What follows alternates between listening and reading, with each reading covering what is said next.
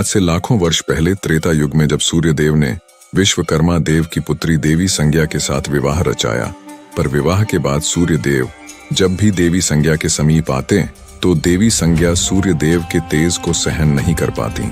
समय यूं ही बीतता गया और फिर कुछ वर्षों के बाद देवी संज्ञा ने वैवस्वत, मनु, यमराज और यमुना जैसे तेजस्वी संतानों को जन्म दिया।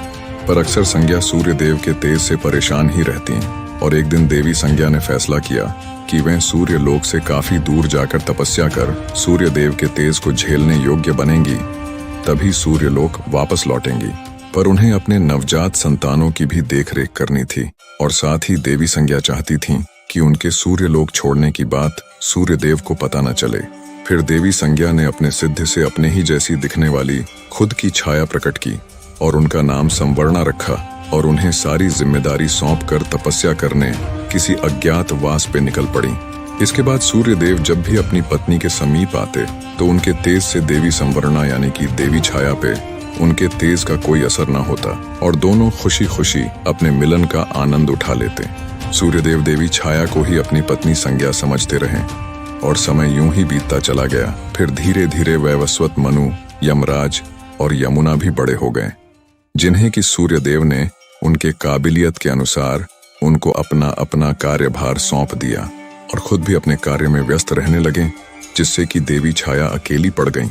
जिसके बाद देवी छाया ने महादेव की तपस्या करने का निश्चय किया और फिर महादेव की तपस्या में पूरी तरह से लिप्त हो गई। फिर यूं ही तेज धूप में तपकर भूखे रहकर तपस्या करते करते कई माह बीत गए और साथ ही देवी छाया ने तपस्या करते समय ही गर्भ धारण कर लिया था। और इसी बीच जब महादेव देवी छाया के सम्मुख प्रकट हुए और उनसे अपना वरदान मांगने को कहा, तब देवी छाया ने महादेव से अपने लिए एक असल जीवन का वरदान मांग लिया, क्योंकि वह सिर्फ देवी संज्ञा की एक छाया मात्र थीं। दरअसल देवी संज्ञा के एक अरसे से सूर्यलोक वापस न लौटने के कारण अब देवी छाया के अंदर एक असल जीवन पाने की इच्छा जागृत हो चुकी थी। फिर महादेव तथास्तु कहकर अंतर्धान हो गए। फिर कुछ महीनों बाद देवी छाया ने एक दिव्य शिशु को जन्म दिया, पर वह दिव्य शिशु कुपोषित और काले रंग का हुआ, जिसे देख देवी छाया चिंता में डूब गईं। पर कुछ समय बाद उन्होंने खुद के मन को समझा लिया। दरअसल देवी छाया के भूखे प्यासे और कड़ी धूप में तपस्या करने के कारण ही उनके शिशु का रंग काला हुआ। साथ ही इसके पीछे उनके छाया होने का भी प्रभाव उनके शिशु पे ही पड़ा और यह दिव्य काले रंग का शिशु कोई और नहीं बल्कि स्वयं शनिदेव ही थे।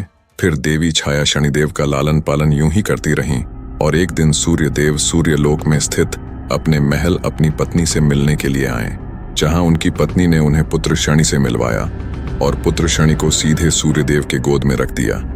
पर जैसे ही सूर्यदेव की नजर पुत्र शनि पे गई, वे पूरी तरह से हैरान हो गईं और क्रोधित भी। फिर पुत्र शनि को देवी छाया के गोद में वापस रखते हुए सूर्यदेव ने देवी छाया को बहुत ही धुतकारा। सूर्यदेव ने कहा कि इस शिशु में उनके कोई भी गुण मौजूद नहीं, न ही उनकी तरह तेज, न ही स्वस्थ और न ही रंग रूप, किसी भी प्रकार से ये उनका पुत्र हो ही नहीं सकता। सूर्यदेव ने पुत्र शनि को अपना पुत्र स्वीकारने से साफ मना कर दिया और गुस्से में वहां से चले गए, जिसके बाद देवी छाया अत्यंत ही निराश हो गईं। और यही वो दिन था जब शनिदेव और सूर्यदेव के बीच शत्रुता की एक बड़ी शुरुआत हो चुकी थी। सूर्यदेव ने अब अपनी पत्नी छाया से दूरी बना लिया था। फिर समय बीतने के अनुसार शनिदेव अब थोड़े बड़े हो चुके थे और अकेली पड़ चुकी छाया का एकमात्र सहारा भी बन चुके थे।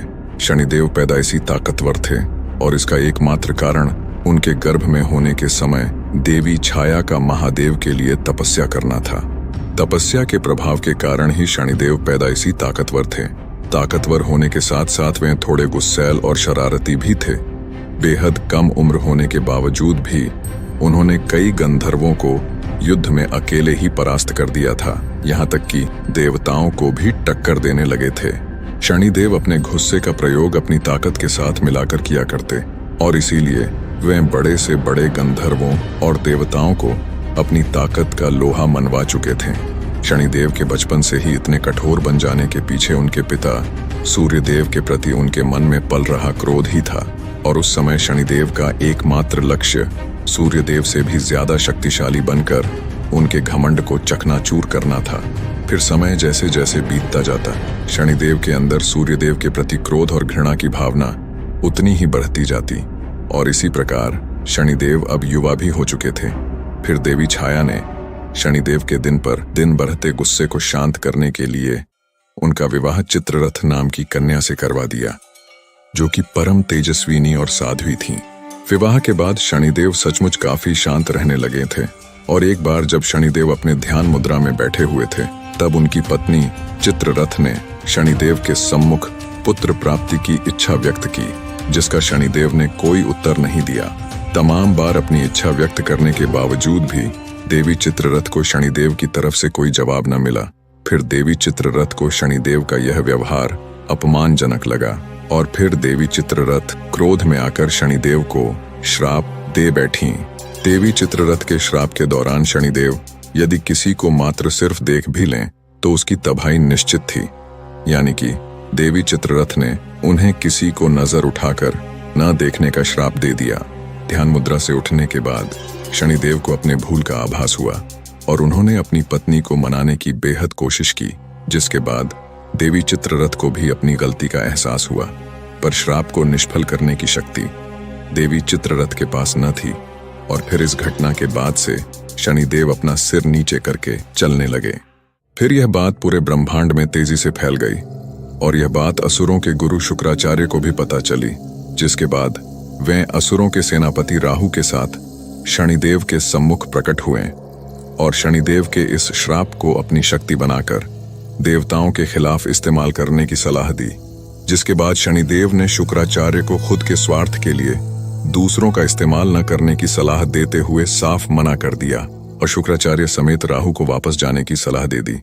इसी बीच देवी संज्ञा पृथ्वी से सूर्य देव के तेज को झेलने योग्य बनकर सूर्यलोक वापस लौट आए और फिर उन्हें अपने पीठ पीछे हुए सभी करतूतों का पता चल गया, जिसके बाद वे देवी छाया पे अत्यंत ही क्रोधित हुईं और सूर्यदेव को सब कुछ सच सच बता दिया।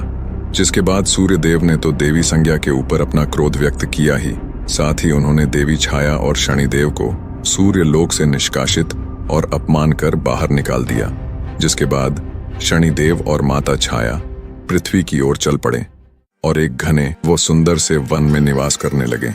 वन में रहते रहते शनिदेव की मित्रता काकराज से हुई और इस बेहद खूबसूरत वन में शनिदेव माता छाया के संग खुशी खुशी रहने लगे थे।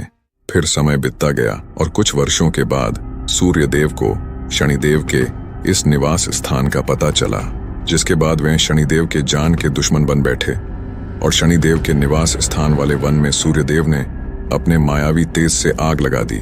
जिसके बाद देवी छाया तो एक परछाई होने के कारण उस आग से बचकर बाहर निकल आईं, लेकिन शनिदेव उस मायावी आग के चपेट में पूरी तरह से फंस चुके थे और फिर देवी छाया मदद की गुहार लगाने लगी।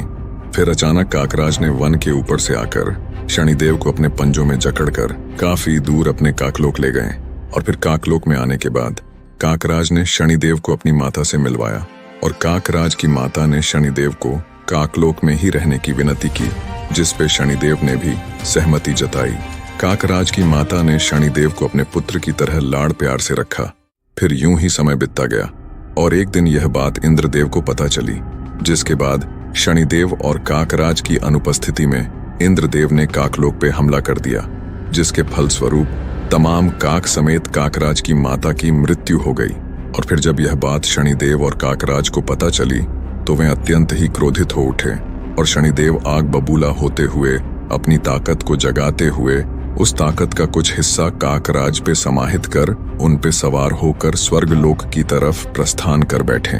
और यहाँ स्वर्गलोक पे इंद्रदेव समेत सभी देवता नृत्य और सोमरस का आनंद उठा ही रहे थे कि तभी उन्हें दूर से बेहद जोरदार गर्जना भरता हुआ तीव्र गति से सामने आता हुआ काल के समान काक और उस पे सवार शनि नजर आया, जिन्हें देख स्वर्गलोक में भगदड़ मच गई और देवता युद्ध के लिए अस्त्र शस्त्र लिए तैयार हो गए। लेकिन शनिदेव स्वर्ग पे कदम रखते ही अपने तिरछी नजर से देवताओं को तो पहले शक्तिहीन बना दिया, फिर अपने आंखों की तेज रोशनी से उन पे प्रहार कर उन्हें फर्श पे पटक दिया।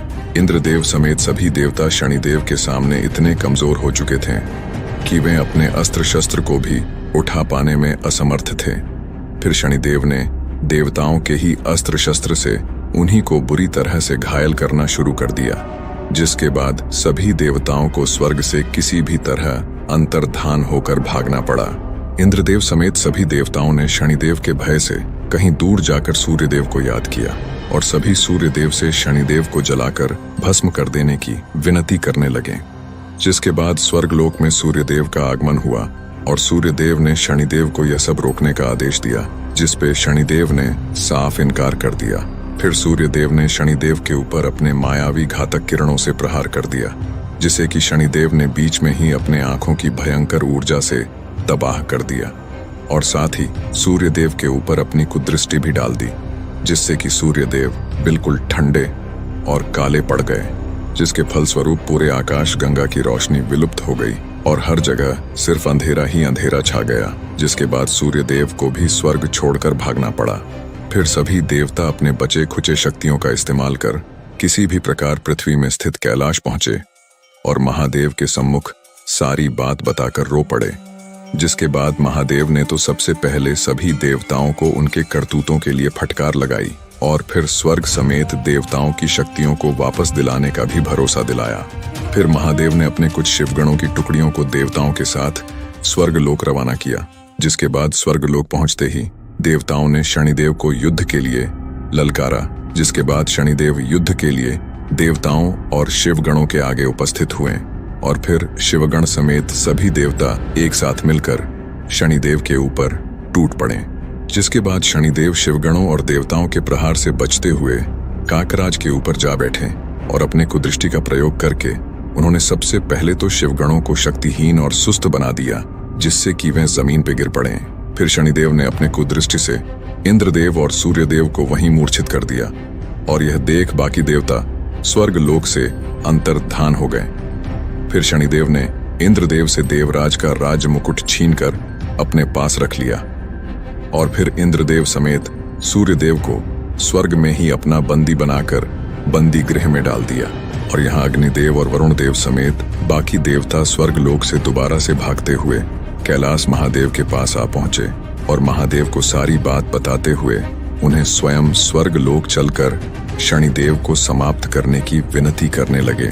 इतना सुनते ही महादेव कैलाश से अंतर्धान हो गए और देवता देखते ही रह गए और यहाँ स्वर्ग लोक पे शनिदेव पूरी तरह से अपना आधिपत्य जमा कर बैठ चुके थे एवं इंद्रदेव समेत सूर्यदेव को एक बड़ा दंड देने की तैयारी में जुट चुके थे कि अचानक स्वर्ग लोक में एक सैलाब सा आ गया।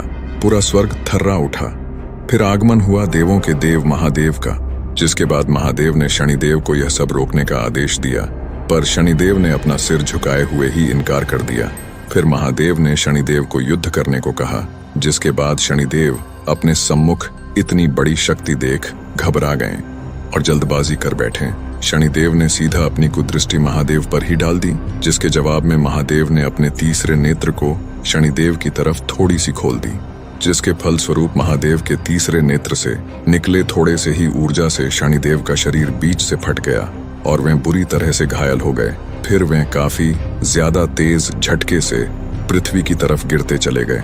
शनिदेव के मूर्छित होते ही देवताओं की शक्ति वापस आ गई और यहाँ महादेव के त्रिनेत्र से निकले थोड़े से ही ऊर्जा में इतनी ताकत थी कि शनिदेव स्वर्ग से नीचे की तरफ गिरते हुए पृथ्वी काफी तीव्र गति से पहुंच गए और तमाम पेड़ पौधों को ध्वस्त करते हुए एक पीपल के पेड़ में जा अटके। शनिदेव पूरी तरह से अधमरा हो चुके थे। ऐसा लगता था जैसे कि वे अब नहीं रहे, पर कुछ देर बाद उन्हें होश आया और फिर उन्हें महादेव के शक्ति का एहसास हुआ, जिसके बाद शनिदेव महादेव से काफी ज्यादा प्रभावित हुए और उन्हें अपना गुरु मानते हुए पीपल के पेड़ में वैसे ही पड़े पड़े महादेव की तपस्या में लीन हो गए। शनिदेव में इतनी भी ताकत नहीं बची थी कि वे थोड़ा हील भी सकें। फिर काफी वर्षों तक पीपल के पेड़ में ऐसे ही पड़े पड़े घोर तपस्या करने के बाद महादेव शनिदेव से काफी प्रसन्न हुए और महादेव शनिदेव की क्षमता और साहस से तो पहले से ही काफी प्रभावित थे। इसलिए उन्होंने शनिदेव को पीपल के पेड़ से अंतर्धान कर सीधे अंतरिक्ष में ला खड़ा कर दिया और पहले जैसे स्वस्थ भी बना दिया। साथ ही महादेव ने शनिदेव को एक दिव्य त्रिशूल भी भेंट किया, जिसके बाद महादेव ने शनिदेव को एक लोक भी भेंट किया, जिसको महादेव ने शनिलोक नाम दिया और आखिर में महादेव ने समस्त ब्रह्मांड के देवी देवताओं की मौजूदगी में शनिदेव को पूरे ब्रह्मांड का न्यायाधीश घोषित किया, यानी कि न्याय के देवता।